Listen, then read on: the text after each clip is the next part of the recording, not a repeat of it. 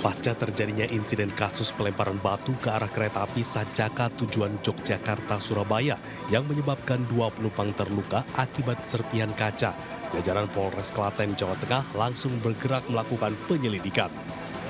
Selain itu, polisi juga meningkatkan patroli dan penyisiran di sekitar lokasi terjadinya aksi pelemparan di daerah Srowot, Kecamatan Jogonalan, Klaten. Tidak hanya itu, kepolisian dibantu petugas keamanan KAI atau Polsuska juga melakukan sosialisasi kepada masyarakat di sekitar jalur kereta api untuk membangun kesadaran bersama terkait keselamatan perjalanan kereta api dan mencegah aksi-aksi yang membahayakan penumpang. Kami akan lakukan penyisiran oleh security dari wilayah Klaten. Kurang lebih sekitar dari sinyal masuk itu di daerah sini hingga kemungkinan sampai daerah Srowot. Kami sudah berkoordinasi dengan kepolisian di Polres Klaten dan sudah dilakukan penelusuran, penyidikan dan juga koordinasi dengan warga sekitar menelusuri pelaku, dan juga kita melakukan patroli sosialisasi kepada warga untuk tidak beraktivitas di sekitar jalur kereta api untuk tidak melakukan kegiatan vandalisme apalagi pelemparan kereta ya, karena ini sangat berbahaya, bisa membahayakan keselamatan perjalanan kereta api baik juga petugas yang ada di kereta maupun penumpang. Sebelumnya, pasca kejadian pelemparan batu tersebut, polisi telah melakukan pemeriksaan 2 saksi, subpenjaga palang kereta api dan bagian keamanan stasiun. Dari Klaten, Jawa Tengah, Saiful Effendi, iNews melaporkan. Harap tenang, penonton harap tenang.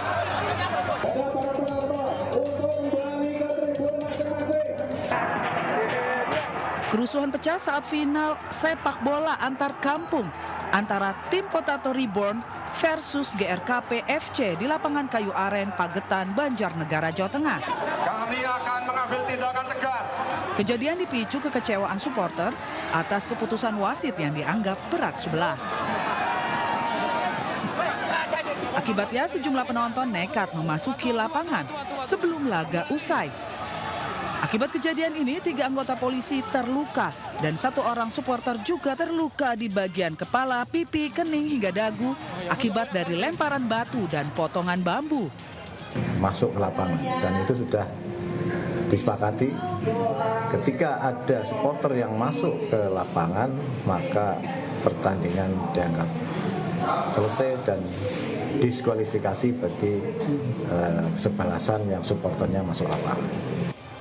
Padahal untuk mengamankan laga final ini, polisi telah menerjunkan 500 personil gabungan dari TNI dan Polri. Hingga saat ini polisi masih mendalami dan akan mengevaluasi serta memperketat turnamen berikutnya. Laga final ini berakhir dengan kemenangan GRKP FC skor 2-0. Dari Banjarnegara, Jawa Tengah, Nurdin Fauzi, iNews melaporkan.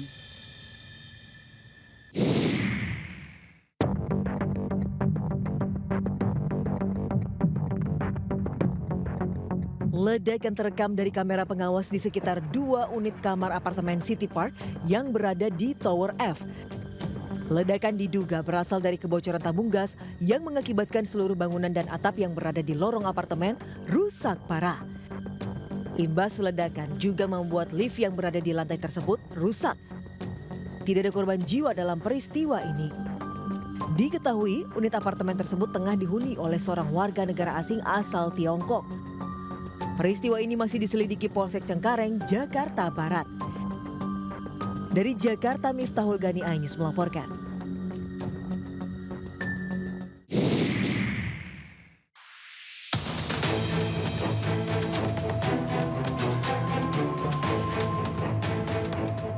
Bak film action, tim Jatan Ras Polres Maros terlibat kejar-kejaran dengan sebuah mobil yang dikendarai pelaku penipuan dan pencurian emas senilai 30 juta rupiah di Jalan Poros, Kabupaten Takalar, Sulawesi Selatan. Petugas mengadang mobil tersebut dan langsung meringkus sang sopir mobil yang sempat mencoba melarikan diri. Sementara penumpangnya, seorang wanita, hanya bisa pasrah saat dikeluarkan dari kendaraannya. Kedua pelaku IS, 35 tahun, dan wanita Parubaya, NA, kemudian digelandang ke Mapolres Maros untuk menjalani pemeriksaan. Pelaku mengaku dari dinas sosial, kemudian melakukan aksi penipuan dengan modus memberikan pengobatan alternatif terhadap korban. Korban kehilangan emas senilai 30 juta rupiah. Uang hasil penjualan emas digunakan untuk membayar utang para pelaku. Korban memberikan emas tersebut, pelaku mengikat dan mengeluarkan emas tersebut. Dan emas yang diikat dilarang dibuka dan disimpan di rumah korban. Namun di dalamnya sudah tidak ada emas, hanya berupa 4 genggam beras. Pelaku pun dijerat pasal 378 KUHP dengan ancaman 4 tahun penjara. Dari Kabupaten Maros, Sulawesi Selatan, Wahyu Ruslan melaporkan.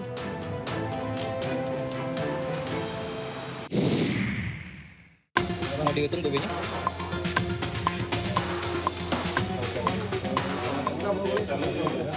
Seorang pengedar sekaligus peracik tembakau sintetis digerebek polisi di sebuah rumah di kota Bandung, Jawa Barat. Saat penggerebekan, pelaku kedapatan menyimpan bahan baku tembakau sintetis. Dari tangan tersangka, polisi juga menyita 37 paket tembakau sintetis dengan berat total 35,2 gram. Polisi juga menyita barang bukti lain diantaranya plastik klip, lakban, handphone, serta atribut geng motor. Dari hasil pemeriksaan, pelaku mengaku telah menjalankan bisnis ilegal tersebut selama kurang lebih 3 bulan. Pelaku menjual tembakau sintetis secara online di kota Bandung dan Cimahi hingga meraup untung hingga Rp500.000 setiap transaksi.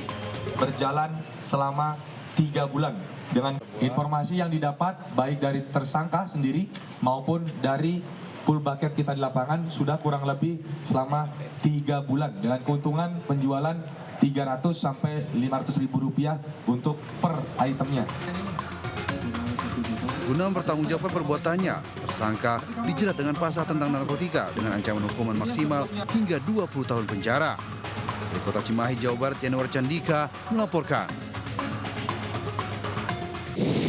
Assalamualaikum warahmatullahi wabarakatuh. Kembali lagi bersama saya si Ratu Emas. Lihat aku, sudah mirip Joda.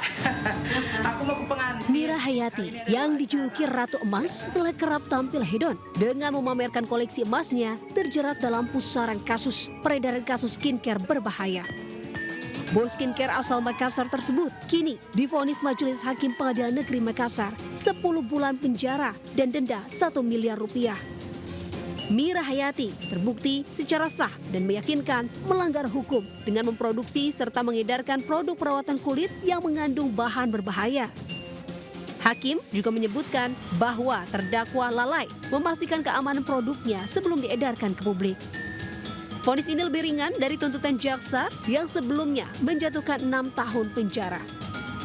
Meski demikian, Majelis Hakim turut mempertimbangkan terdakwa yang kooperatif dan kondisi keluarga memiliki anak yang masih membutuhkan peran ibu. Namun, menyikapi putusan Majelis Hakim, Mira Hayati melalui kuasa hukumnya Ida Hamidah menyatakan akan mengajukan banding.